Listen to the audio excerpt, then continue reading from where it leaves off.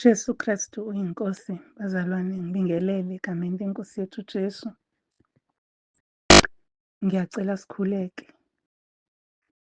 Baba wethu ongcwele, unguJehova igama lakho. Nkulunkulu phezu konke, mdali wezulu nomhlaba. Ayikho engenzeke kuye. Uyinkosi yamakhosi. Ungumqalisi wempilo yethu, futhi ungumphelelisi. You are Alpha, ungu-Omega. Siyabonga Baba wethu ongcwele, ukuqonda ukuthi ungamandla ethu, uyinqaba yethu, isiphephelo sethu, uyidwala lethu lokucasha, umphoshomo ophakemeyo, olungile, abalekela kuwe, alondeke.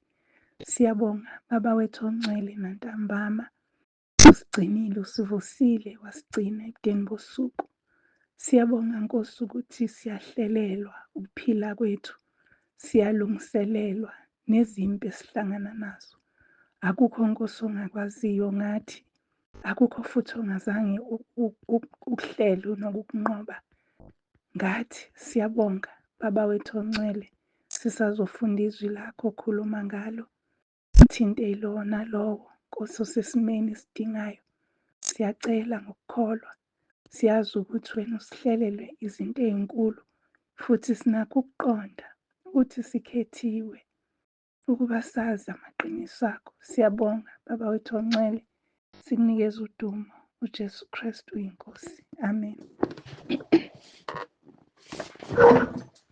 uJesu Kristu uyinkosi, bazalwane, ngiyanibingelela ngegama leNkosi yethu uJesu Kristu ophilayo. Simbonge-ke uNkulunkulu Baba ngomuso ongaka senzela wona.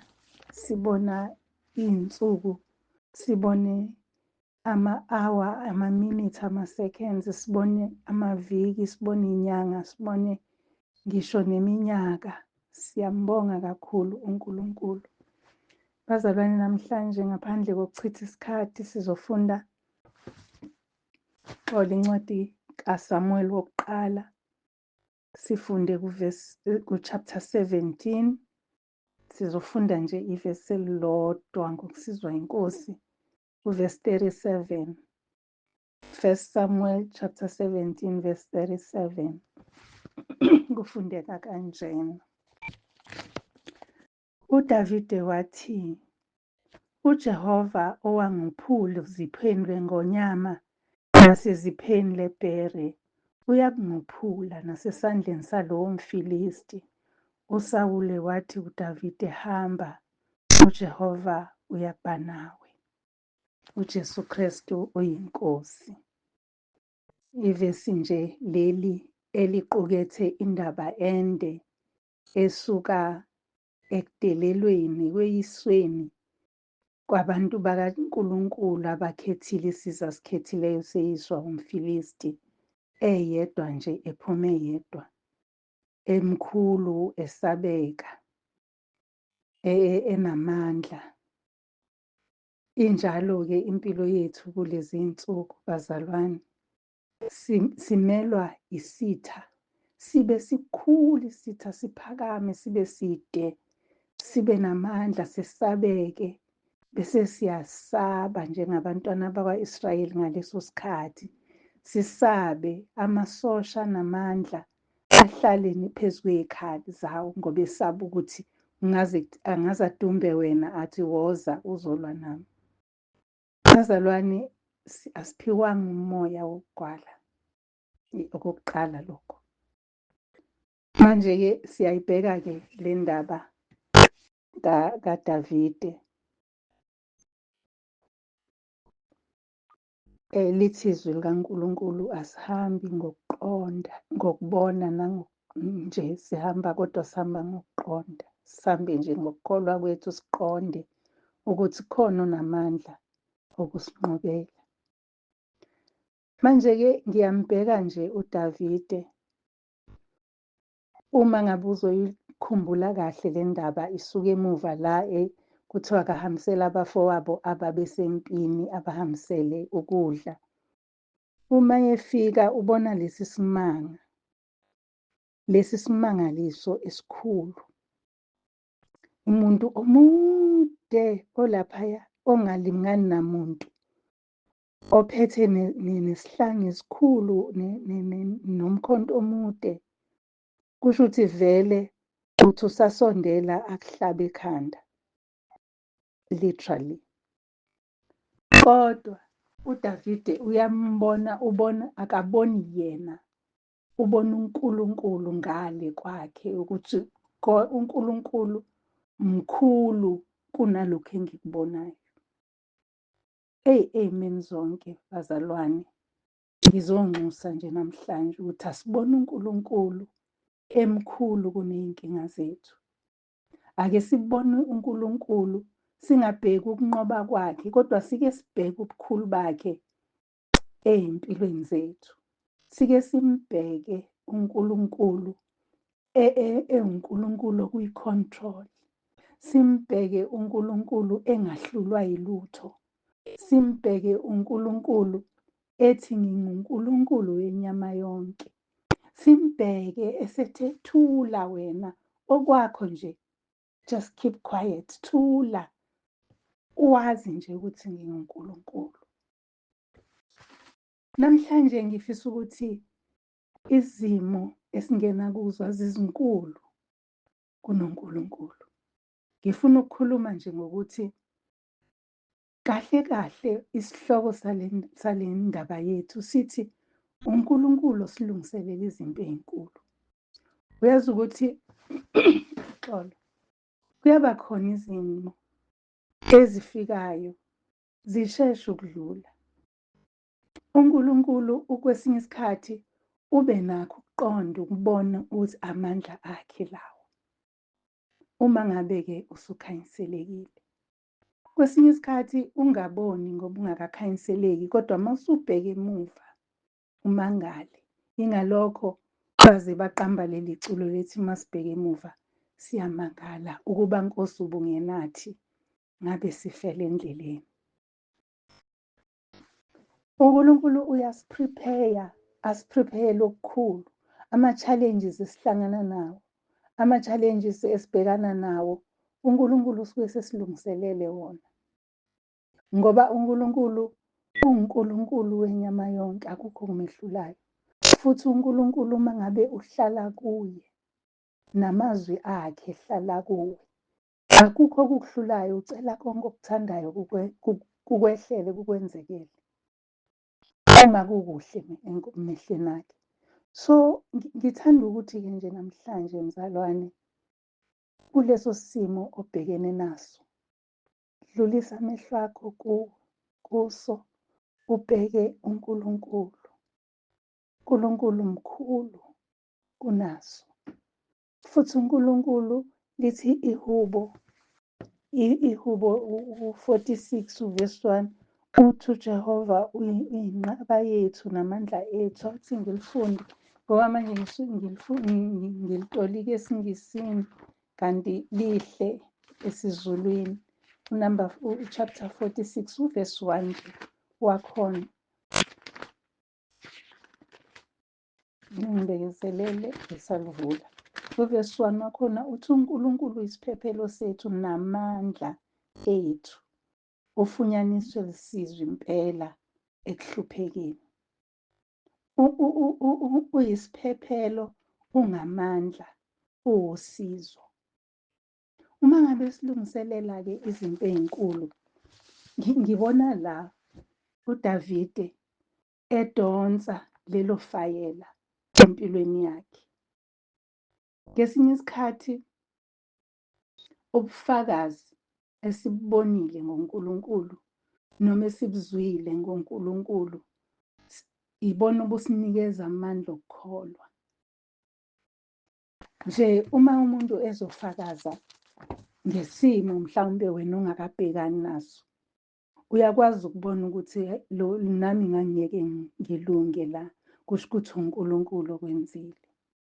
So uDavide udonsa ifayela lamandla kaNkulunkulu phezu kwempilo yakhe, uhambisa lona phambili ukuze abantu basuse amehlo abo enkingeni ababhekene nayo, kodwa babheka uNkulunkulu ukuthi uzokwenzani uNkulunkulu-ke manje. And ifayela uDavide alikhiphayo ifayela elimangalisayo. Uthi uDavide, uNkulunkulu yena uke wangophula eziphweni leNgonyama. Kusho ukuthi uma ngabe uhlehla-ke ufunda uye emuva uyathola ukuthi uDavide uthi kwake kwahlasela iNgonyama, kwahlasela nebhere, kwathatha imvu emhlambini. Uthi-ke wakubamba wakubulala. Umfana omncane ebulala ibhubesi, futhi ukulibulala kwakhe akalibulali ngesikhali. Uyahlephula imihlathi yalo ukuze akhiphe imvu yakhe. Kusho ukuthi lapho nje kukhombisa ukuthi waye weak even nasemqondweni. UDavide akacabanganga ukuthi uma ngibamba umlomo walesi silwane sizoluma mina, sizoyeka le mvu silume mina. Kodwa yena wadlula emlonyeni weNgonyama, wabheka uNkulunkulu amaziyo ahamba naye.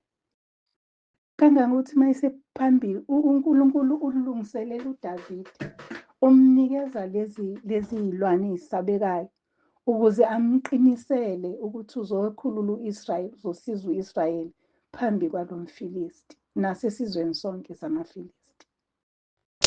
Kanjalo uNkulunkulu usilungiselela kanjalo izimpi zethu. Uyazi ukuthi uma ngake ngilinganise nje uthola ukuthi umntwana uma ekhuleka buhlungu mhlampe kwashona abazali bakhe, wahlukunyezwa yihlobo, usuke esezokwazi ukubhekana nama-challenges amakhulu. Usuke esezokwazi ukuthi nasemsebenzini uma bengamthandi athi this is normal, ukhona ongithanda ngaphezu kwabo. Uma ngabe sebemhlupha athi inyama le, kuhlupheka inyama, kodwa umphefumulo wami uqinile eNkosini. Usuke usulungiselelwa ukuthi noma kungafikani ngiyamazi engimkhonzayo. Manje ngiyabheka la ukuthi thina singabantwana bakaNkulunkulu sishesha kangakanani ukukhala, sishesha kangakanani ukubaleka, sishesha kangakanani ukubheka ukuthi ngidinga izandla ey'ningi, ngidinga osibanibani nosibanibani bangisize. uNkulunkulu useduze. Lithi-ke leyihubo u-46 ade ngilifunda, uthola uba usiza impela nasekuhluphekeni. uNkulunkulu kusho ukuthi ufunyanwa, uma kuthiwa uyafunyanwa, kusho ukuthi he is there, ukhona kuleyo nhlupheko yakho, ukhona. Okwakho ukufuna yena, uyiyeka inhlupheko, ufuna uNkulunkulu. Manje ngiyabheka ukuthi bazalwane, lezi zimpi uNkulunkulu asilungiselela zona, mhlampe sey'fikile kuwe, mhlawumbe azikakafiki. Mhlampe ekufikeni kwazo ngesinye isikhathi wajika waphindela emuva. Uma usuphindela emuva wabona ukuthi akumnandi emuva, waphindela phambili waqhubeka. Lithi-ke leli zwi esilifunda namhlanje, uNkulunkulu uyavuma ukuthi singene ey'meni. Uma ngabe ngingake sibheke nje indaba kaJobe, naye waqala nje kwaba iy'ngane, kwaba imfuyo, kwaba umzimba wakhe wagula, kwaba unkosikazi wakhe. Uyabona ukuthi uNkulunkulu wamlungiselela uJobe before, ngoba uJobe ngendlela ayeqotho ngayo, zazithi iy'ngane zakhe uma y'hlangana zibungaza okuthize, abeseyokwenza umhlatshelo ukuthi Nkosi, uma ngabe kuthi kulokhu kujabula kwabo bonile, ngiyacela kuba bathethelele ngenxa yokuthi mina ngimi kahle kuwe. Angithi sicele esikuthandayo sikwenzele. Wayenze njalo uJobe. uNkulunkulu lapho wayemlungiselela izimpi ey'nkulu, and enhluphekweni kaJobe yonke uNkulunkulu wayekhona. uNkulunkulu, uJobe amandla akhe wayewadonsa kuNkulunkulu. Noma abangani sebengathini, noma iy'hlobo sezingathini, noma umyeni wakho usengathini, noma unkosikazi wakho usengathini, kodwa uNkulunkulu ukhona esimeni okusona. Uma wena uzohlala ubambelele kuye, uzoba ngamandla akho. Ukuthi ungamandla ethu, bazalwane, kusho ukuthi uyena owenza ukuthi sibe nakho amandla okuqhubeka. Yena ungamandla ethu. Thina masibambelele kuye, usipha thina amandla ukuthi sikwazi ukunqoba noma ukwenza noma ukuhamba. Manje-ke ngiyabheka ukuthi uma ngabe besingasusa nje amehlo ethu ey'meni esibhekene nazo, sibheke uNkulunkulu.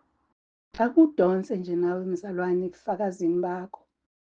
Udonse uthi usushayekile, mhlambe usushonelwe yibo bonke egcekeni. Ususele wedwa, usubuka uqalaza ngapha nangapha, kungaqhamuki muntu. Udlulisa amehlo akho lapho, ulande ebufakazini ukuthi uyazi nangesikhathi kwenzeke ukuthi uNkulunkulu wama nami. Nangesikhathi ngishonelwa umntana wami, ngangithi ngeke impilo ngeke ngisaqhubeka, kodwa uNkulunkulu wama nami. Ngike ngakhuluma nomunye umzalwane ekuseni, ngisendela i-VN. Ngabe ngithi ngiyamduduza nje, kwavele wahlala ekutheni ngimbonile uNkulunkulu. Hhayi ngahlumelele, hhayi ngaqina bazalwane. Ngambonga uNkulunkulu usuku lonke, umphefumulo wami ubudumisa uNkulunkulu. Wathi ngimbonile ehamba nami. Uthi ngisuke ebufelukwazini ngambona eyindoda. Iy'ngane zami ngambone ubaba wala oyintandane. Wathi akukho okungangisusa. Sifuna ubufakazi bazalwane obunjalo. Ubufakazi obuzoba njalo. Ubufakazi bokuthi ngimbonile uNkulunkulu. Ngoba the minute usho kanjalo, isitha siyabaleka ngejubane. Ngoba suke sazi ukuthi njengoba esho kanje sesizofika lesi siqhwaga sishoyo. Sesizofika lesi sigora sishoyo. Ngife. So bazalwane, ake silande ebufakazini bethu. Ake ukukholwa kwethu kube nobufakazi ukuze sizolwa ngabo ubufakazi bethu. Nangu uDavide ulwa ngabo lobu bufakazi. Uma uqhubeka uzothola ukuthi even kumFilisti akazange asho ukuthi asilwe, wathi kodwa uNkulunkulu wami ozokunqoba wena. So uma ngabe sinaleli themba, sinalokhu kukholwa, kugxilephi ukukholwa kwethu bazalwane uma singakwazi ukutshela isitha? Khona owake wathi uSathane nje ngesonto yini, angisazi ukuthi yiphi inkonzo, umpostoli uke washo wathi uSathane wanqotshwa, kodwa manje thina sisaba osekunqotshiwe. Shuthi uma ngabe uwumuntu osaba inyoka, uyosabe nokubuza kwayo. So sesisaba nje ubuzo, inyoka ayisekho, yanqotshwa, yafa noma yahamba. Ube sulokhu usaba, bese silokhu sila eduze kwakho-ke isitha. Kanti uma uzositshela nje ukuthi mina ngidlule ey'meni, usitshele ukuthi ngike ngaba sehlane mina, uNkulunkulu wangikhipha, angizange ngiduke, angizange ngilahleke, ngoba usenzela indlela ukuthi noma ngabe siyiwula singaduki. Uyazi ukuthi uNkulunkulu akagcini ngokuthi azi inkinga yakho, kodwa usuke khona phakathi enkingeni yakho, wena kuwukuthi funa yena. Uma usufune yena nje, yena bese susa konke, athi nje thula, bese uyabheka wazi ukuthi nguNkulunkulu. Akukho kumhlulayo uNkulunkulu. Angazi ukuthi ubani odinga ukuzwa la mazwi, kodwa nami bengiwadinga. Mhlambe nawe uyawadinga ukwazi ukuthi isimo esingena kuso asisikhulu kunoNkulunkulu. Sincane, amanzi amancane kuNkulunkulu. Nangu uDavide ulanda ebufakazini bakhe. Uthi ingonyama nebhere ngikubulele, ngimncane ngingaka. Njengoba wena Nkosi uthi ngimncane, yebo ngimncane, anginelwa yilutho, ngoba akekho olingana noNkulunkulu. Akekho futhi ongalinganiswa naye. Siye sisho njalo, sithi asikwazi ukumlinganisa. nalo izwi lakhe lithi ungamlinganisa nobani alingane, umfanisi nobani afane, akukho. Manje uma ngabe sizobheka iy'nkinga zethu sizibona ngathi zinkulu, sekusho ukuthi ungalali. Cha, mzalwane, hhayi ukuthi uma kufika izimo ulale, ngoba uNkulunkulu udala ukuthi ulale ebusuku. Ungahlali kuze kuse ukhala, ngoba ukukhala ngeke kuze kukusize. Okungakusiza ukuthi ufune uNkulunkulu ubize yena, yena asothe inkinga yakho. Ngiyazi ukuthi kunezimo la esiy'thola sihlezi khona. Ngesonto elidlulile, ngoLwesine oludlule, sike sakhuluma ngokuthotshiswa. Vuma, thotshiswa, ngoba ekuthotshisweni uthola amandla okukhuphuka. Unganqabi, ungabi intamolukhuni njengoFaro. Ukukhumbula ukuthi kwenzekani kwabaseGibhithe kuFaro ebenentamo elikhulu. Ukukhumbule nje nalokho ubufakazi bangelinye ilanga. Kuyenzeka ukuthi ngesinye isikhathi uzwe uNkulunkulu ekubiza, mhlawumbe ekuthuma, ubese uba nezaba, ubese uba nembandela, uyenze likhuni inhliziyo yakho. Noma ngabe uyabona ukuthi ngingenza la, kodwa uyenze likhuni inhliziyo yakho. Ubese uzibe ngokuthi, hayi, mhlawumbe angizwanga kahle. Mhlawumbe uzibe ngokuthi, hayi, angikakabi ready, kusafanele ngilungise u-1 no-2, angikho ready. uNkulunkulu unesikhathi and isikhathi sakhe esifanele. Singalenzi iphutha abazalwane lokudideka. Isikhathi sikaNkulunkulu is always perfect and sifanele ngoba uyena osidalile initially isikhathi.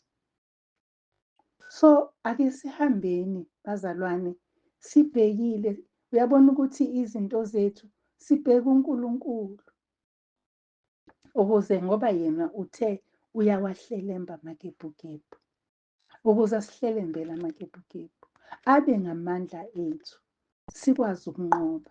Angeke sithi akasiphe amandla ngoba uzosipha amandla kodwa singakwazi ukuwasebenzisa. Kanti yena mayizoba ngamandla ethu, noma ngabe sibancane kangakanani, noma ngabe sibancinyane kangakanani, sizoma, sizokhuluma, sizokwenza, sizonqoba, noma ngabe sibancanyana kangakanani. Ake simenze uNkulunkulu wethu abe ngaphezulu kwey'nkinga zethu. Ake simbeke endaweni yakhe. UNkulunkulu obabazekayo, uNkulunkulu ophezu konke. Umhlaba wonke, umhlaba nje wonke ungaphezu kwawo ngoba udalwe nguye. Inkinga yakho kulelo khaya lakho isiba ngaphezu kangakanani kanjani kuNkulunkulu? Ukhona, uyazi, akagcini nje ngokusazi ukuthi sisenkingeni, kodwa uyangena nathi khona ezobona. I-example yalokho, wangena noDanyeli emlilweni. Sasingekho isidingo sokuthi angene nabo. Wayengavele acishe umlilo mase kuthiwe bayaphoswa, kodwa azange awucishe. Ngani? Ungamandla ethu. Uwusizo ngempela ekuhluphekeni. Ukuze babone, inkosi namabutho ayo babone ukuthi kukhona okukhulu kunokuhlupha umuntu, kukhona okukhulu kunalaba abangafuni ukukhonza omunye uNkulunkulu. Ukhona lo nkulunkulu wabo. Umlilo kwafana nokuthi awushisi kubona, kodwa uyashisa kulaba abaphosa abanye.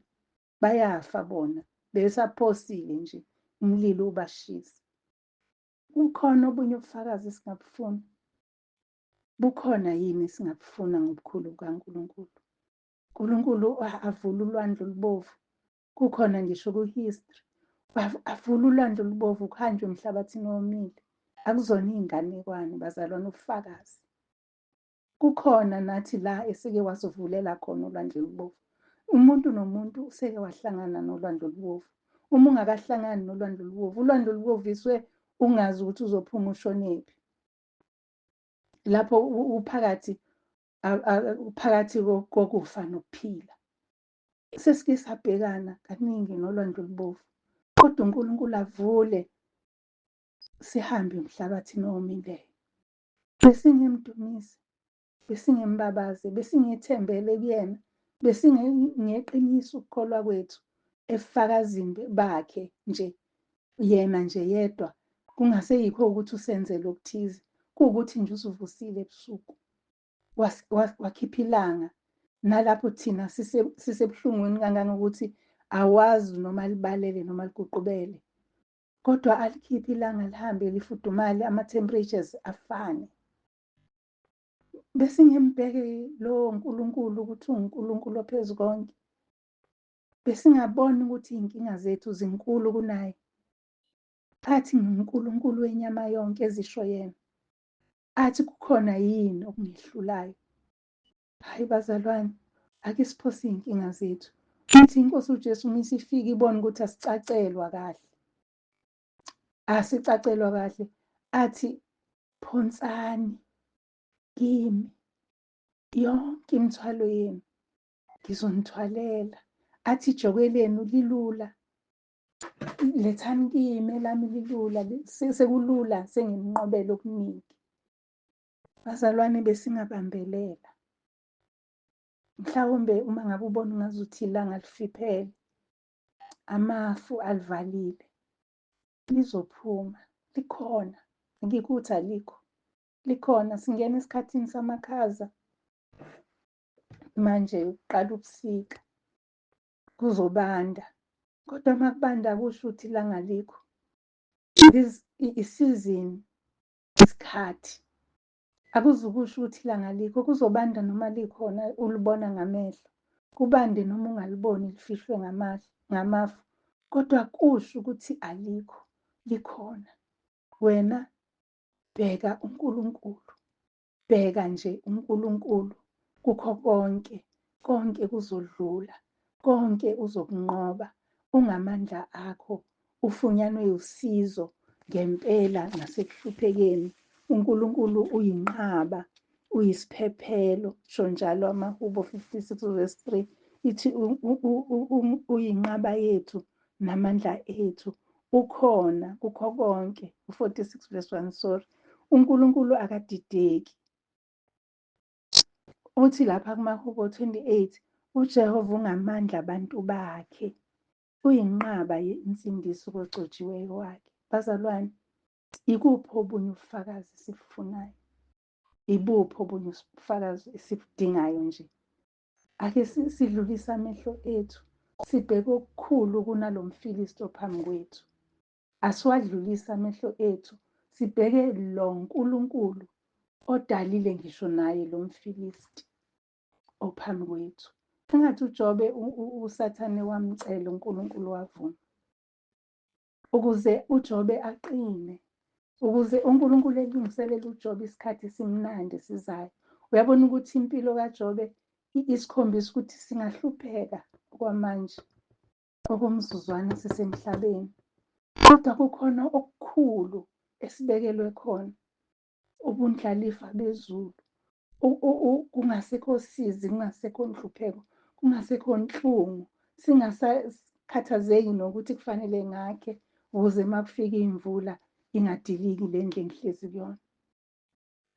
Silungiselelwa lezo zinto ey'mangalisayo. Bazalwane, asibambeleleni. Uwusizo impela uNkulunkulu ey'khathini zokuhlupheka.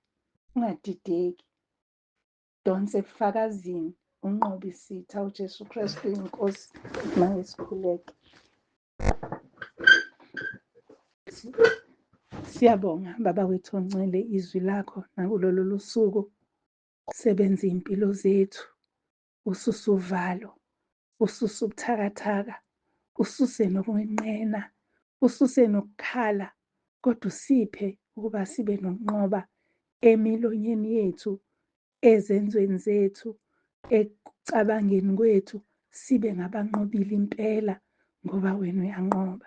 Siyakubonga Nkosi ngezwi lakho, busisa yilowo nalowo njengokudinga kwakhe. Nkosi, siyacela nabasey'nkingeni, yiba khona ubapha amandla. uJesu Kristu uyinkosi. Amen. Ngiyabonga bazalwane, iNkosi inibusise, inilondoloze, inigcine. Siyakhuleka manje sibona ukuthi sesifika phakathi nonyaka.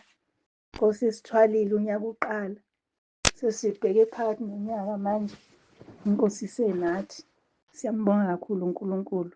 Usuku oluhle-ke bazalwane, Jesu Kristu inkosi. Amen.